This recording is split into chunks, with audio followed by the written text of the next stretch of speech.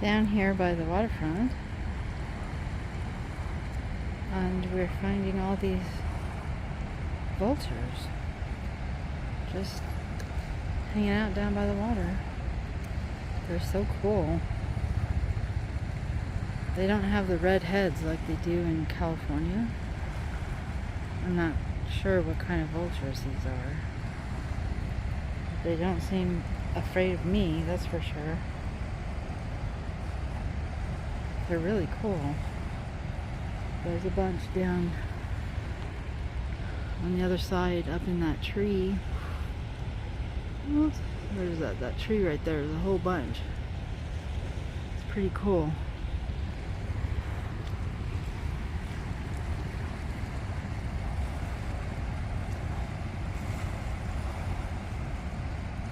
I don't know how close they'll let me get before they fly